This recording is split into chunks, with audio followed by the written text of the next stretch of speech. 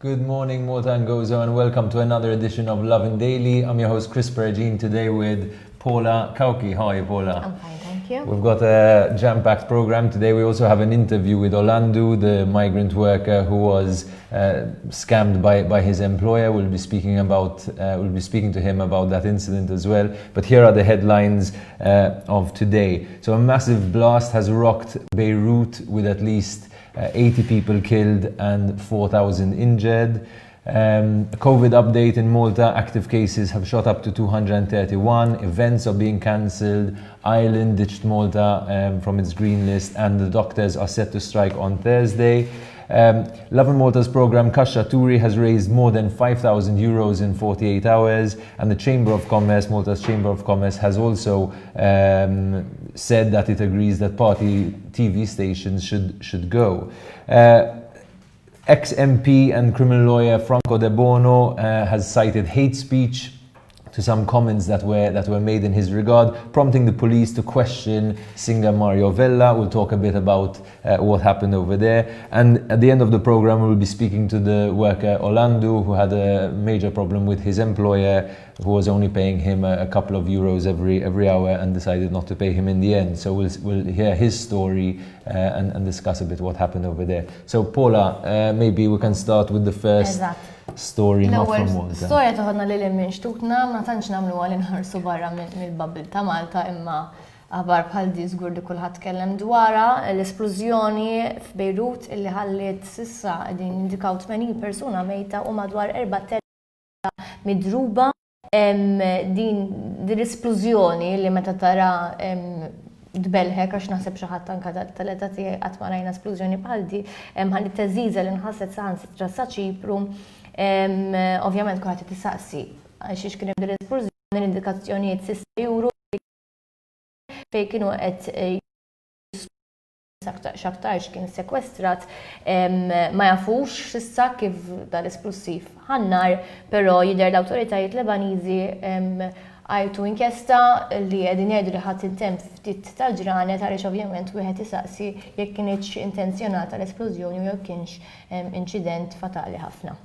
In the meantime, apparently there were 10 Maltese soldiers who were stationed in Lebanon. The Home Affairs Minister Byron Camilleri assured us that they were safe yesterday. Prime Minister Robert Abela has sent his condolences as well to Lebanon. He posted a tweet as well.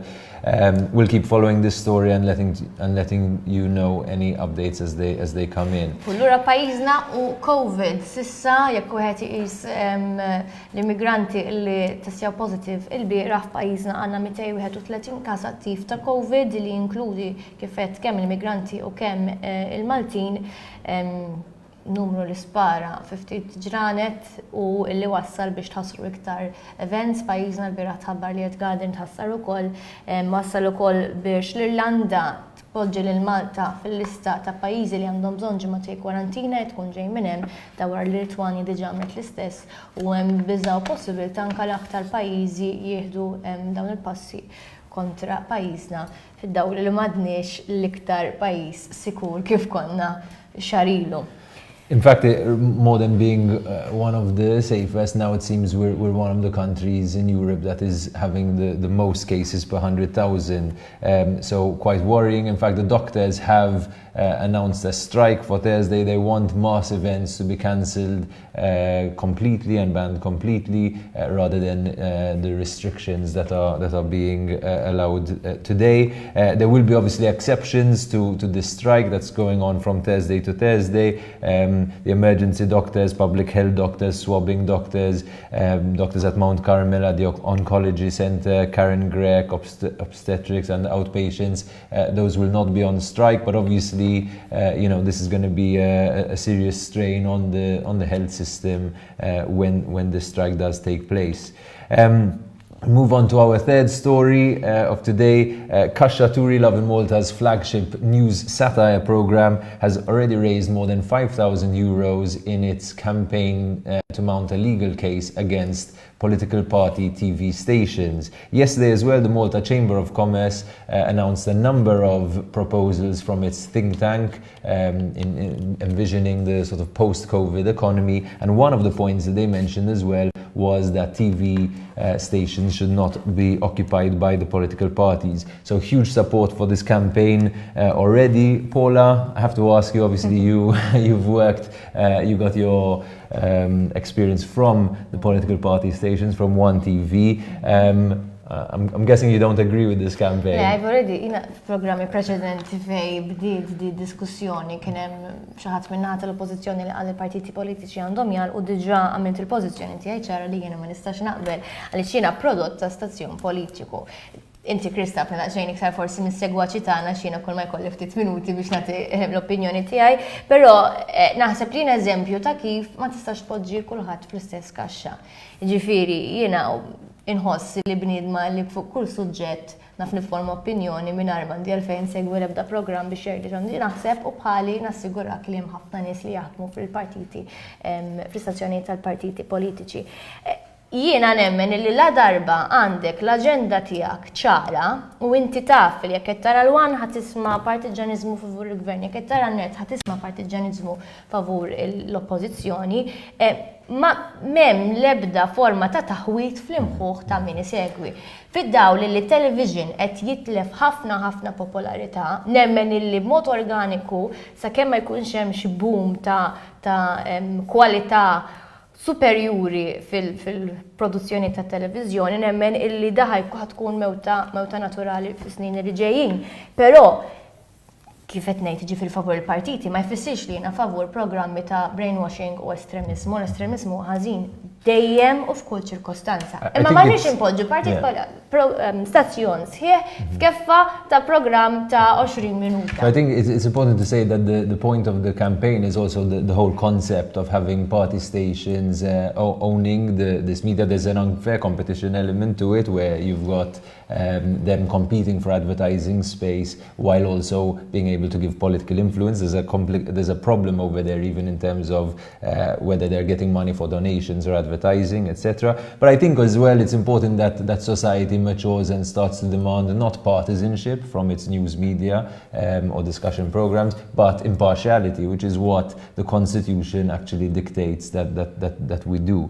And so, there's obviously, I think it's a big point about people who have worked in the political media. They obviously have a different perspective of this setup and the positives that come out of it, including the amazing experience that it's given a lot of people. But anyway, raging debate, we'll see how it develops. Let's see about the next big debate. U fil-fatt jiena l-punt tiegħi hu li llum il-ġurnata jekk titwassal messaġġ effettiv insa television u mur fuq Facebook għaliex huwa il-channel illi kulħadd illum it-tfal sa xjuħ li kollha jarawha. U fil-fatt jidher li Franco Debono huwa super konxju ta' dan il-punt għaliex il-biera nista' nassumi li ħela ofstanar ta' ħin prezzjuż jikkummenta għal kull min semma ismu f'post partikolari. Il-biera il-kantant Matthew James Borch nsemmu milaw ċabib ħafna tiegħi.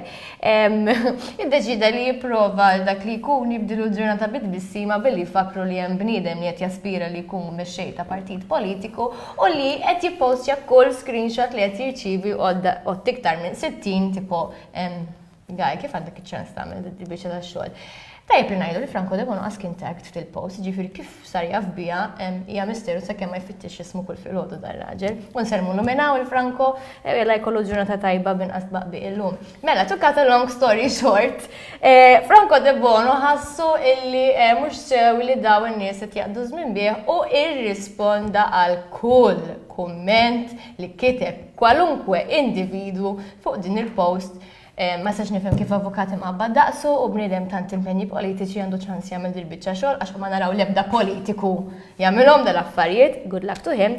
Saħan sitra eskalat biex fetaħ każ marant il-pulizija jirrapporta lil kantant Mario Vella fuq hate speech. Issa Mario Vella nagħmlu ċara it was only a matter of time li ħadd jiġbru d-depo għaliex hate speech is his bread and butter. Imma f'dal każ partikolari ma nemminx li kien l-argument li qatefa fuq social media. U naħseb li Franco tikun da xej wisq sensittiv għannis xejdu barra. Franco, għalġitti għaku ta' madwarek, who kids catching America?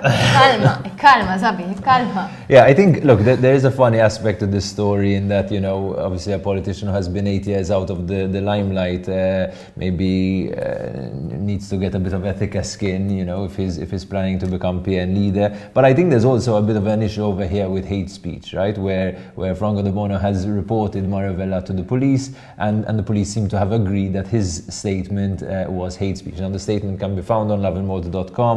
We don't need to go into it too much over here, but the idea that that's hate speech, I think really confuses me in terms of, isn't hate speech, you know, about whether you're hating on someone for what they represent, you know, for being a certain race or a certain gender or a certain religion, you know. I think being mean or giving harsh criticism shouldn't count as hate speech. If it does, and if our laws are basically saying that, then I think there's a big discussion, maybe another constitutional case to fight at some point. But let's move on to our last and most important story of today. Franco Debono mhux importanti.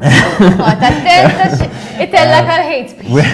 We are, as you know, this week Lovin Malta was pursuing an important story about a migrant worker who was asking for the money he was owed, and he filmed this whole scene where he went to demand his money from his employer, and he was treated with a huge amount of disrespect, arrogance, and violence. We're going to watch the video, and we'll be speaking to Olandu after the video. Thanks. After working 21 days, I work from 6 a.m. to 4 or 5 p.m. I refuse to pay me my money. He tore my clothes.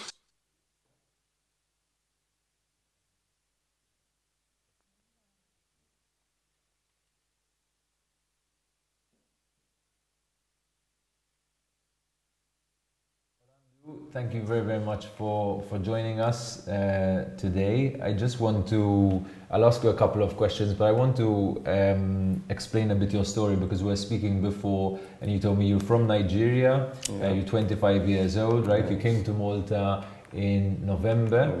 And you were in detention until May, correct? Yeah. And then this was your first job. Tell us a bit about what your expectations for this job were, and how difficult it was for you to even get to this job. Thank you very much. My name is Olandu John, right? So actually what really happened is that when I came out from the Massa camp, I've been looking for a job, so searching everywhere before I met this man. That's the one that was hitting me with shovel. I met with him, I talked to him, he gave me number. I need to call this number, and I called the number. At first he said no space, but later he called and said that he will call me the following day. So the following day he picked me up. I started working with him. He told me everything, explained things to me, what he's going to do for me. Because I explained things to him on my own part, that this is my first time. He asked me, have I been working in Malta before? I said, no, this is my first job, which... And he was meant to pay you €5 an hour, right? That's yes, he was meant to pay me €5 per hour. And how many hours did you work? I work, actually I work for 21 days, but minusing all the hours I spent in going to the station for signing before coming to work, I minus them, those hours. So the remaining hours that I need to pay me is 191 hours. Okay, so 191 hours, yes. You're expecting €5 an hour, you're expecting almost €1,000 to be given to you. And in the end, he was only offering you 250. But you told me before that you had some struggles. You're living in St. Julian's. This job was in Malta, right? You were walking there to your job? Yes, sometimes I do trek, walk on foot, all the way from St. Julian to Maktab. I wake up very early. What time? Sometimes I wake up maybe 2:30, sometimes 3 o'clock. In the morning? In the morning, I will trek. How long to walk to maybe Malta? Sometimes it will take me like 1 hour plus. And you also didn't have money for food. What were you eating? Yes, then I used to sometimes, people do give us things, and sometimes you see maybe bread or anything, or those expired things some people throw away, So you're looking into the bins to eat food from there? Yeah, at least to survive, because I was expecting maybe one day he's going to pay me. Then and you were working for 12, 14 hours every day? Yeah, 10, 11. 10, 11 because hours every day. I start work from 6. Yeah. So I was supposed to close by 4. But I used to go to leave the place 5.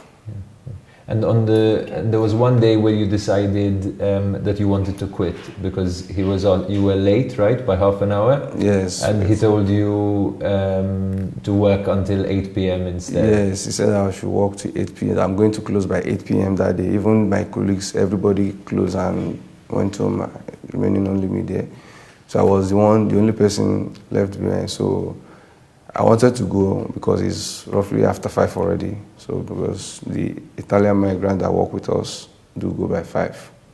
So then he said, I will go home by 8 o'clock, 8 p.m. That's when he's going to free me that day. So I was very, very upset. He asked me to go to his house and walk there.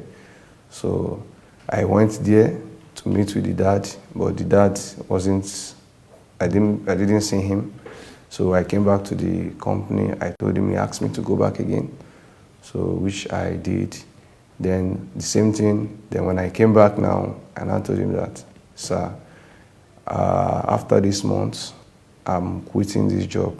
I'm not working anymore after this month. And that is when you went, and we have the video which went viral of the whole incident which happened.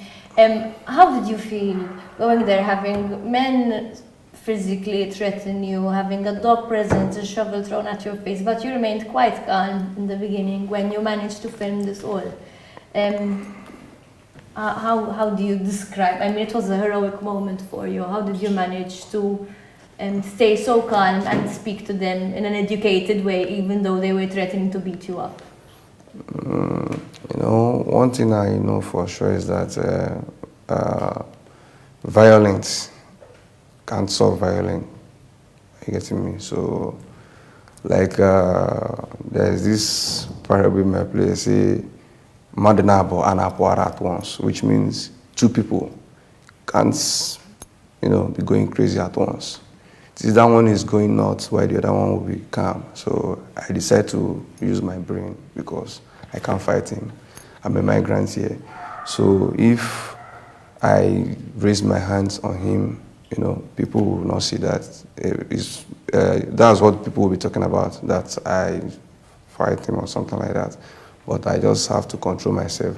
And I didn't do the video because I want to how will I put it?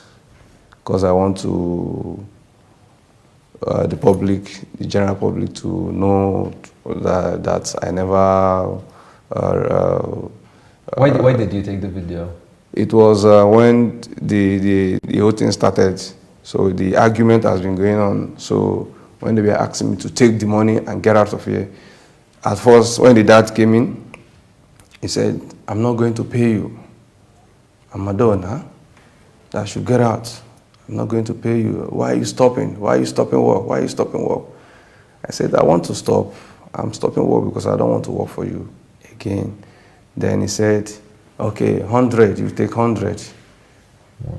Yeah, so when he said, "I'm going to take 100, I said, 100 is not my money. Then the son now collected money from him. Even the money was 200. I was mistaking the money to be 250. It was 200. So he was offering you less than €1 an hour? Yes. So I got angry and I told him that, why will you give me such amounts? This is not my money. You should complete my money for me because I've borrowed €200 from people, coming to work, and I need to pay them. Why will you be giving me such amounts? How am I going to settle? And if I give them the money now, I won't have anything anymore. So before you know it, get out of my property. Then his father now hit me with shovel here, Ripped your t-shirt as well. Yes. No, it's the son Yeah. that did that when they were dragging with me. So when they hit me shovel was when I know that things have gone out of hand. Then I Olandu, started. we don't have much time, so I just want to ask you to what is your message to the public? You know, they're raising money for you. I believe they've already raised 2,000 euros for you. A lot of people have got in contact to offer you a job and other things. I think Jobs Plus has also been in touch with you now to make sure that they sort out your working permit, which you expected your employer to do. How do you feel about Malta today? I feel happy being here. I've received a lot of calls from different people, both some of the Maltese, the good people of Malta, and people in the community are good, you know. So they are very kind. Many have donated to me. Some have even come physically to give me some amount, and I'm very grateful. I thank them a lot. You know, normally, you know, nobody, there's no, in every country, they have good and bad people. It's not because what he did, I will now start condemning everybody that Maltese people are not good or whatever. No. So everybody can never be the same.